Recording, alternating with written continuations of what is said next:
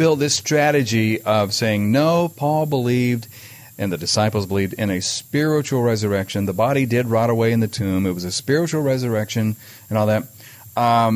You still get somewhat of a resurrection there, but it erodes the case for Christ, it seems, in that they want to back you away from showing historical evidence and say, you know, right. you and can't even use more historical. than that. I think that what Richard would say to the Protestant liberal who claims, yes, I do believe in the resurrection, I believe he's spiritually risen, Richard will then use his naturalism to say, well, wait a minute, which is more probable?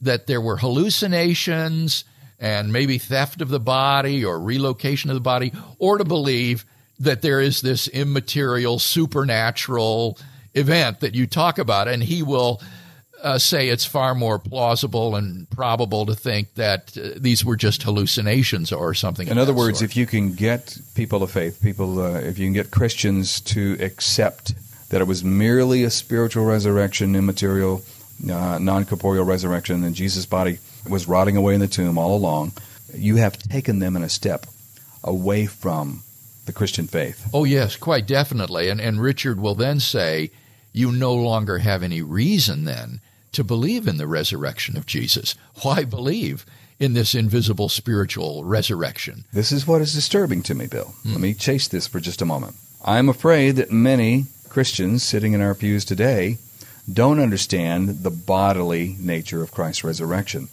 They are happy to think that it was an immaterial, incorporeal body, and it was just kind of a specter of him.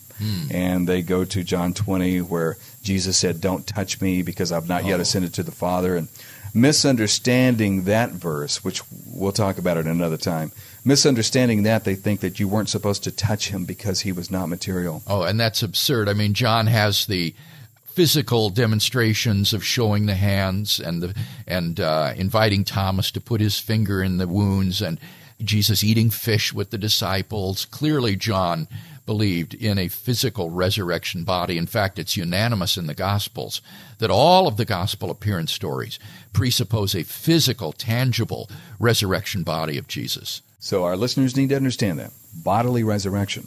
And not just bodily, ironically enough, Kevin, physical.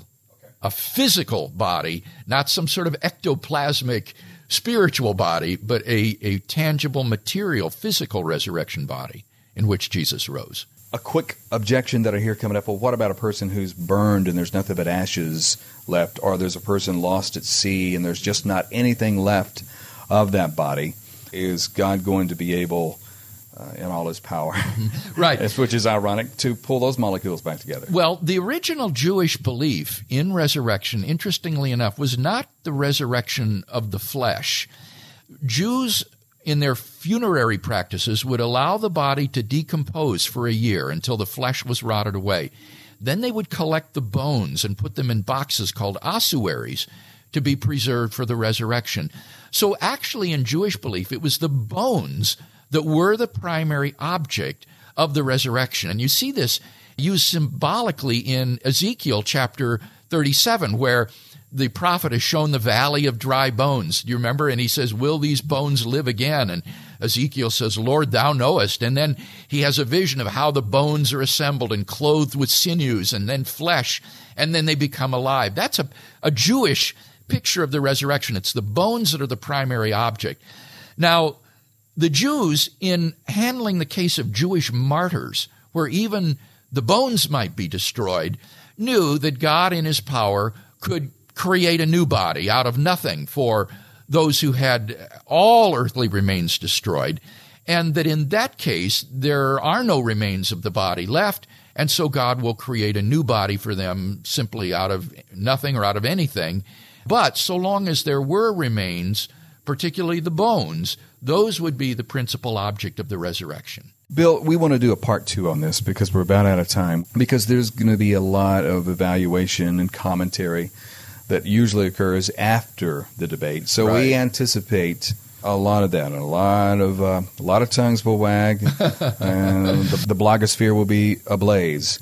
So we want to talk about some of the things that may occur. Let me mention this in closing. There will be some sour grapes as well, I think, among those who just admit that Richard Carrier lost this debate and that his arguments don't stand up to the evidence for the resurrection. And what do you say to those people who just want a grudge match?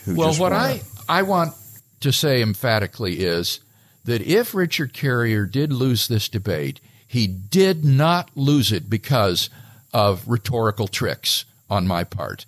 He lost it because his arguments were weak and he could not respond effectively to the evidence. This debate was not won or lost on the basis of rhetoric or clever debating tactics. He simply did not come to grips with the evidence, nor did he offer and sustain effective objections. And so I just want to insist on the argumentative content of the debate, and I think that there the Christian side clearly had the superior argument.